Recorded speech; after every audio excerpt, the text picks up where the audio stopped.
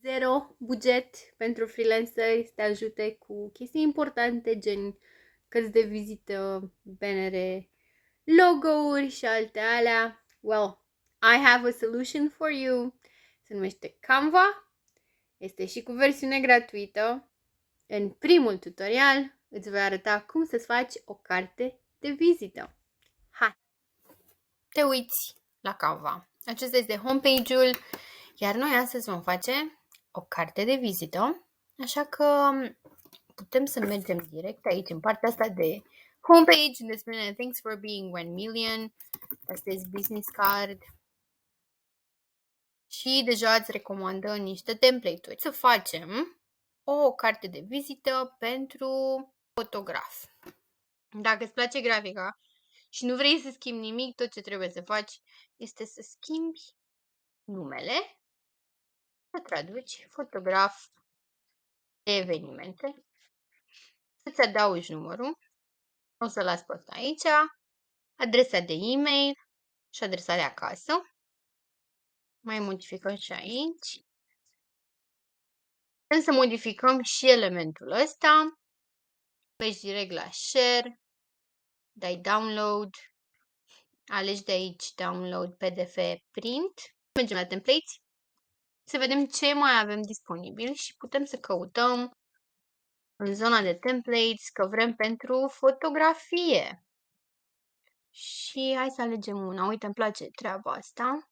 Și vom adăuga apply both pages. Le-am adăugat în document și putem să schimbăm aici. Hai să începem cu Monica Badniu, că sună mai bine.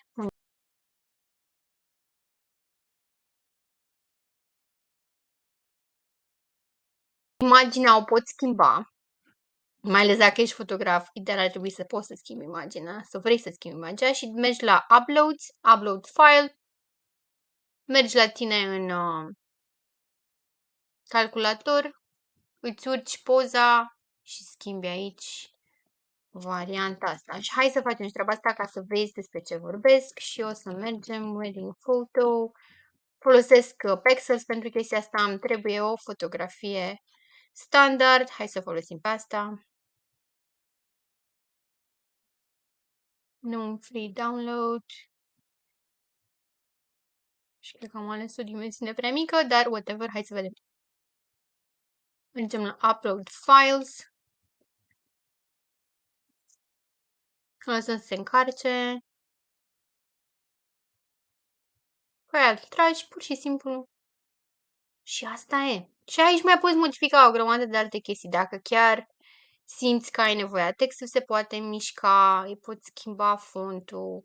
Varianta free are mai puține fonturi, varianta paid are mai multe fonturi, sigur vei găsi ceva mișto.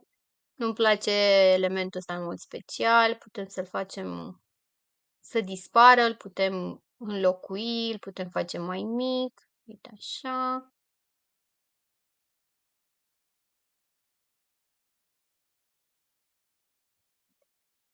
Aici același lucru. Ia să vedem, schimbăm și inițialele. MB, perfect, super simplu. Site-ul tău. Again, număr de telefon, adresa de e-mail. And whatever your address is. 1, 2, 3, 4.